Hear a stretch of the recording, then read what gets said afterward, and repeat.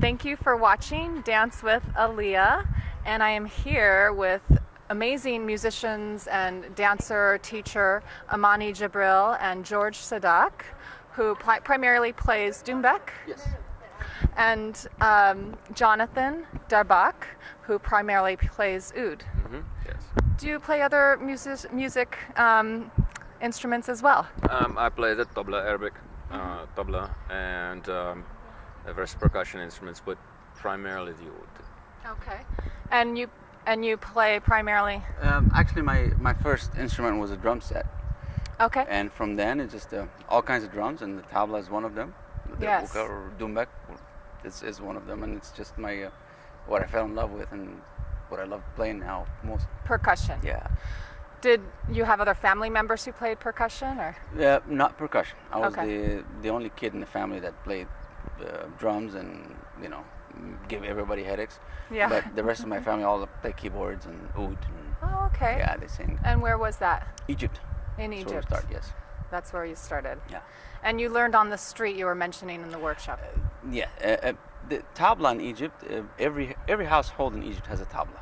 Okay. So it's very much part of the culture. And music is part of the culture as well. So you walk down the street and there's always somebody playing music. All the merchants have music going on. And so I went to school and passed by all the stores that had music going. And so it was always ingrained in me from a young age. What about dance? Do you think dance is also as publicly ingrained into your culture? Absolutely, Mm-hmm. absolutely. If you notice, Egyptians, everybody knows how. Well, I can't say everybody knows how to dance, but a lot of the women, they love doing it, and they dance indoors, and in weddings and birthdays and things like that. So it's very much part of the culture, music and dance and rhythm, and our instruments, the tabla, of course, being sort of a dominant thing in Egyptian music. It is part of us. Mm-hmm. And how about you? Where did you learn to play music? Well, I grew up playing music. I also have a musical family. My father's a musician, play guitar. I started playing different string instruments and percussion instruments, mostly Brazilian music. Did you learn to play in Brazil? Yes. Yeah. Well, in between Brazil and United States, I've spent half my life here and half my life there, and but mostly with Brazilian style music. Okay. A little bit of rock and a little bit of other styles too. I played a lot of different styles of music. But I got into the Middle Eastern music, I don't know, maybe about a little over a decade ago. Mm-hmm. And it started out, was basically the short version is, started out as basically a curiosity. And it kind of just started, somehow manifested itself into a passion. I just started meeting people that could play, other Arabs and stuff, and like, oh, you play a little tabla, you know some of these songs and stuff. And as I just kind of started playing around with it, before I knew it, I found myself in a little band playing percussion for an oudist, and getting some of the exposure to the music like that. And then the dance thing kind of started happening, and I started kind of getting hooked up with different dancers. Over the years, I've just kind of, and once I think the dance thing too, really, it's a really interesting thing for me, because especially, you know, where I was exposed to the music, not like Arabic culture where there's bands everywhere and there's musicians everywhere. So, you know, there's a limited number of musicians, but there's all these dancers. And, you know, I just had the fortune of being hooked up with a few really good ones. How did you guys meet? No, actually, George and I had not met, and so the Kansas City connection that Jonathan is talking about was actually sponsored by Siham Ali, who's up there, and a whole host of really wonderful people that I think we all thank on a daily basis, you know, for kind of giving this opportunity.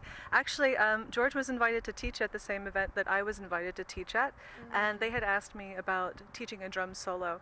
And when I found out George was going to be in the mix, we connected, and I remember asking you about if you already had any drum solos kind of already worked up and ready. Why not? Why shouldn't I just teach, you know, one of his? And out of that, actually, I ended up getting my very own drum solo created for me, which was more than I had ever expected. And then it kind of followed from there. And I think there was just really, it just clicked. It really just clicked. I really liked these guys. I really liked what they were doing, and I just think there was just a really nice energy there. Had you done CDs before this one? Yes. Okay. Yes. What made this CD unique? Had you worked with other dancers intimately on previous CDs? I had in the past, but somehow the energy of our project became something different, and it kind of fed itself with Amani's style and Jonathan's style. I was sort of inspired to write something that kind of fitted her and me and him. It's just inspiration that happens, and you do it in one way. And it became that project. I went to Jonathan's studio, spent a week there, and we recorded the whole album there. Yeah, I mean, after the first time we taught together, we recorded the CD, and then we met the year later, and we had already released the CD. Oh, okay. I didn't realize it's been a year since you released the CD? No, it's been a few months, but a year after we met. A year. So what he's saying is sort of from meeting in Kansas City. Yeah.